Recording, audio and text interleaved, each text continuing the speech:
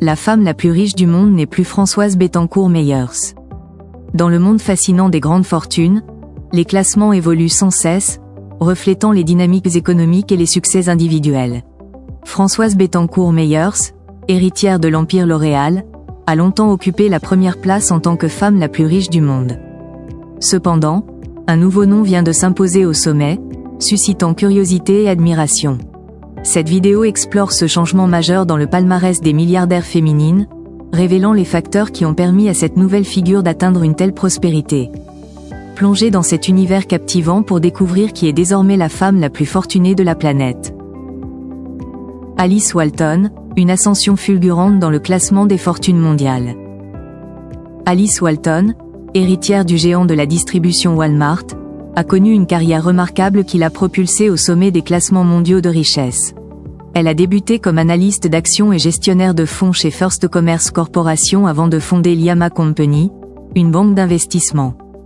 Sa passion pour l'art s'est manifestée par son engagement au Crystal Bridge Museum of American Art à Bentonville. Cette année, sa fortune a atteint 89,1 milliards de dollars grâce à la hausse significative des actions Walmart, surpassant ainsi Françoise Bettencourt-Meyers. Alice Walton se distingue non seulement par ses réussites financières mais aussi par son influence culturelle.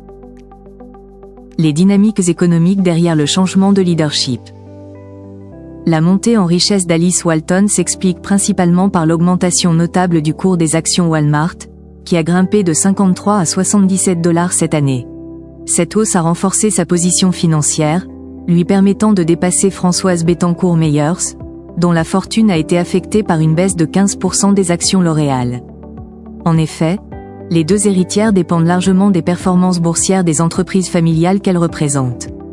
Également, l'inflation a favorisé Walmart, perçu comme un distributeur économique, tandis que L'Oréal a dû faire face à un marché chinois moins dynamique malgré une croissance globale positive. Ces facteurs ont contribué au renversement du classement des femmes les plus riches. Performance financière de Walmart et L'Oréal en 2024.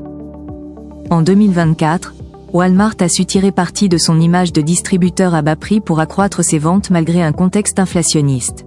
Cette stratégie a permis à l'entreprise d'attirer davantage de consommateurs cherchant à optimiser leur pouvoir d'achat.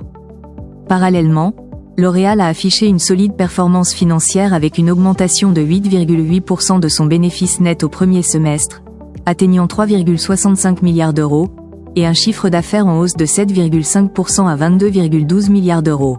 Cependant, le ralentissement du marché chinois a freiné sa croissance potentielle. Ces résultats illustrent les défis et opportunités auxquels ces deux géants ont été confrontés dans un environnement économique mondial complexe.